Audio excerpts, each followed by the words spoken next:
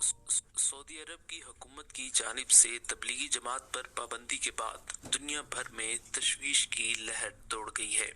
اسی تناظر میں بہت سی اہم دینی شخصیات نے اپنے اپنے انداز میں رد عمل دیا ہے۔ بھارت کے سب سے بڑے دینی ادارے دارالعلوم دیوبند کے محتمم اور شیخ الحدیث مفتی ابو القاسم نعمانی نے سعودی عرب کی جانب سے تبلیغی جماعت کے خلاف مہم جوئی پر تشویش کا اظہار کرتے ہوئے کہا کہ تبلیغی جماعت کا کام پوری دنیا میں پھیلا ہوا ہے اور اس جماعت سے منسلک لوگوں پر شرک و بدعت اور دہشت گردی کا الزام قطعی بے معنی اور بے بنیاد ہے۔ انہوں نے سعودی حکومت سے مطالبہ کیا کہ وہ اپنے فیصلے پر نظر ثانی کرے اور تبلیغی جماعت کے خلاف اس قسم کی مہم جوئی سے اجتناب کرے۔ جمعیت علماء ہند کے صدر اور بھارت کے معروف عالم دین مولانا محمود مدنی نے اس حوالے سے گفتگو کرتے ہوئے کہا کہ اور میں اس بات سے پوری طرح متفق ہوں کہ سعودی عرب ہو، Kuwait who, you a E ہو اور ویسٹ ہو، یو ایس ہو، یو کے ہو، کوئی ہو دنیا کا ملک، اگر وہ اس جیسے صحیح کام کو غلط ثابت کرنے کی کوشش کرے گا تو ہم اس کو صحیح کیسے کہہ سکتے ہیں؟ ایسا کام جس نے انسانیت کی خدمت انجام دی ہو، انسانیت کو بچانے کا کام کیا ہو، آپ اس کو دہشت کے ساتھ جوڑ رہے ہیں، کتنا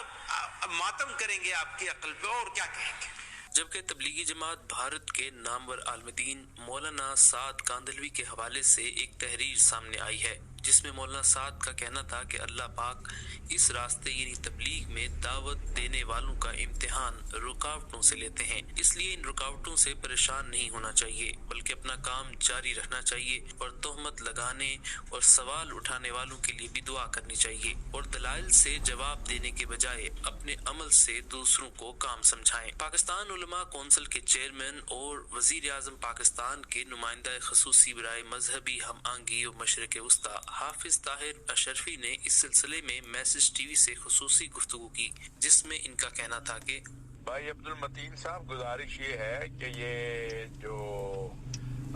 سعودیہ کا معاملہ ہے یہ تو تقریباً 40 سال پہلے جب حرم شریف میں وہ ایک حملہ ہوا تھا تو وہ تبلیغی جماعت کو ممنوع قرار دیا تھا۔ یہ کوئی نئی بات تو ہے نہیں جس کو اس طرح شور کیا جا رہا ہے یا جس طرح وہ کیا جا رہا ہے۔ نمبر ایک۔ نمبر دو، جو مسئلہ ہے وہ یہ ہے کہ یہ کچھ غلط فہمیاں بعض لوگوں کی وجہ سے پیدا ہوئی ہیں، تو وہ انشاءاللہ دور ہو جائیں گی اور کوئی ایسی بات نہیں ہے۔ سعودی عرب سے تبلیغی جماعت کا تو اسلوب ہی نہیں ہے سیاسی معاملات میں مداخلت کرنا، اور یہ ویسے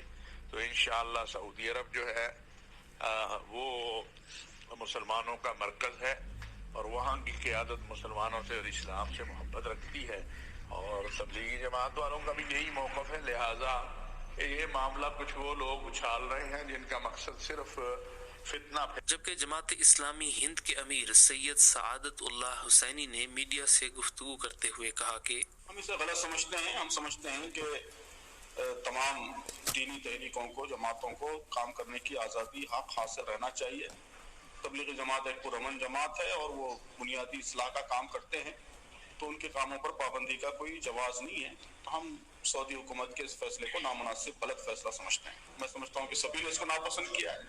سبھی گروہوں نے اس فیصلے کو ناپسند کیا ہے۔ سعودی حکومت کا فیصلہ غلط ہے، اس فیصلے کی مخالفت ہونی چاہیے۔ ہم تو اس کی کوشش کر رہے ہیں کہ جو تبلیغی جماعت پہ پابندی لگی ہے اس کو ہٹوائیں اور تبلیغی انداز سے ہٹوائیں اس کو۔ جامع رشید اس کی کوشش کر رہا ہے اور ہم کوشش کریں گے انشاءاللہ تعالی۔ سفارت خانے میں بھی جائیں گے انشاءاللہ اور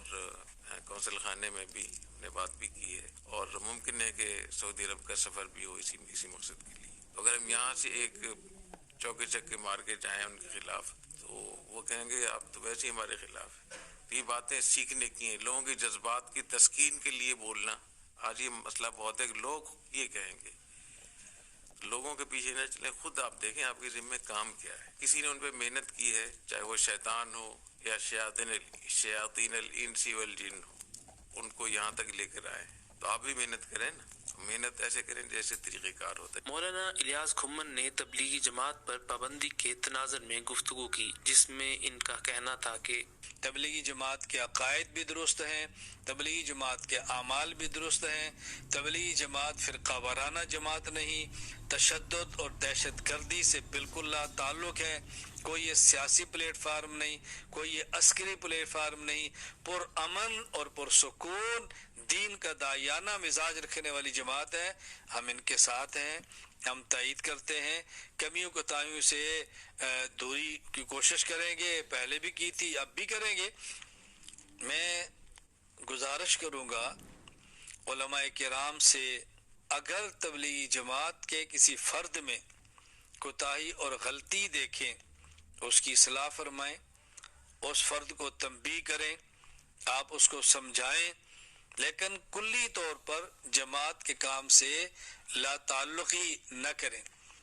کلی طور پر جماعت کے کام کو مسترد نہ کریں. اس کام کی محنت سے بحمد اللہ تعالی بہت بڑی تعداد کفار کی مسلمان بنی ہے اور مشرکین کی موحد بنے ہیں, مبتدع اہل سنت بنے ہیں, دین سے دور لوگ دین پر آئے ہیں, مدارس آباد ہوئے ہیں. امریکہ میں مقیم مفتی منیر احمد اخون نے اس حوالے سے کہا کہ سعودیہ والوں کو پتہ ہی نہیں کہ تبلیغی جماعت کی حقیقت ہے کیا. یہ بہت بڑی جو ہے ناواقفیت کی دلیل ہے, لہٰذا ان کو ایجوکیٹ ہونا چاہیے یا ان کو ایجوکیٹ کرنا چاہیے. ہماری طرف سے اصل میں ان کو ایجوکیٹ کرنے کی اندر کمی ہے. دعوت تبلیغ کے وہ لوگ کہ جو سرکردہ لوگ ہوں یا دنیا کے اندر جو سرکردہ ہیں ان کو اپروچ کر کے وہ ان کو یہ بتائیں کہ تبلیغ جماعت کی حقیقت ہے کیا.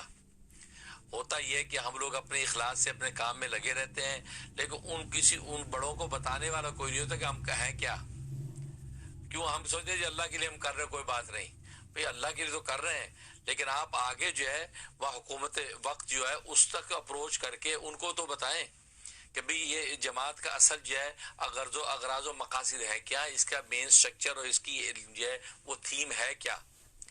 یہ وہ اس سے ناواقف, ان کو جو قبر پرستی کا جو الزام لگا دیا یا اسی طرح دہشت گردی کا الزام لگا دیا, تو اس سے تو پتہ چلتا ہے کہ وہ بیچاروں ان کو خبر ہی کچھ نہیں.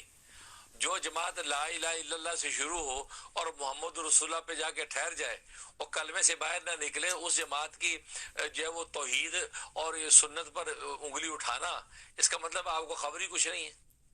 لیکن اس سے سعودیہ کے جو بادشاہ لوگ ہیں وہ ان کو اصل میں اس بات کی خبر ہی نہیں. ان تک جو ہے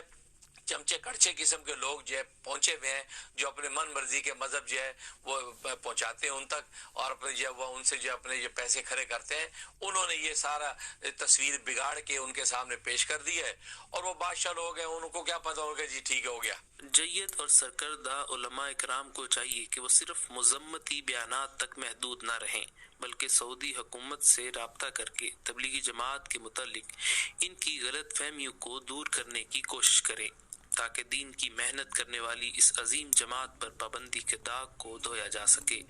اور یہ نہ ہو کہ بھارت